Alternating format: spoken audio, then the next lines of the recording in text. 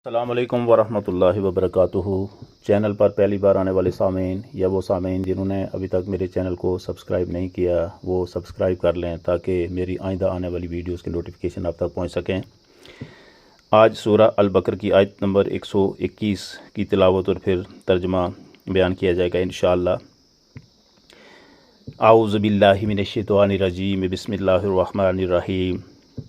या अय्युहन्नासु उबुदू रब्बकुमुल्लज़ी खलक़कुम वल्लज़ीना मिन क़ब्लिकुम लअल्लकुम तत्तक़ून। सदक़ल्लाहुल अज़ीम।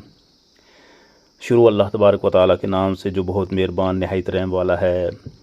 या अय्युहन्नासु उबुदू रब्बकुमुल्लज़ी, ऐ इंसानो अपने रब की इबादत करो, अल्लज़ी खलक़कुम जिसने तुम्हें पैदा किया, वल्लज़ीना मिन क़ब्लिकुम लअल्लकुम तत्तक़ून और उसने उन लोगों को भी पैदा किया जो आपसे पहले इस दुनिया में हो गुज़रे हैं ताकि तुम्हें तक़वा मिले, तुम्हें परहेज़गारी नसीब हो।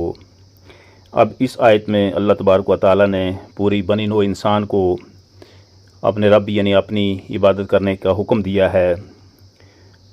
कई आयतों में तो या अय्युहल्लज़ीना आमनू का है, लेकिन यहाँ जो पूरी या अय्युहन्नास है यानी पूरी बनी नौ इंसान, पूरी इंसानियत औलाद आदम को ये हुक्म दिया है कि तुम अल्लाह की इबादत करो।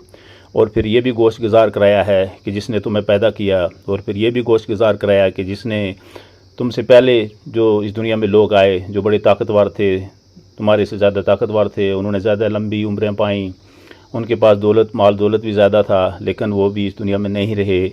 और ये भी एहसास करवाया है कि तुम्हें भी इस दुनिया में नहीं रहना है, लिहाजा तुम्हारे लिए बेहतर यही है कि तुम अपने रब की इबादत करो ताकि तुम्हें परहेज़गारी मिले, तक़वा मिले, तुम अल्लाह से डरने वाले बन जाओ। और उसके नतीजे में अल्लाह तबारक व तआला ने अब्दी जन्नत की बशारत दी है। तो जिसको अल्लाह तबारक व तआला तौफ़ीक देता है वो उसकी इबादत करता है, और जिसको नहीं तौफ़ीक देता वो नहीं करता, क्योंकि इंसान को अच्छाई और बुराई दोनों का बता दिया कि ये रास्ता सही है, ये गलत है, ये अच्छा है, ये बुरा है।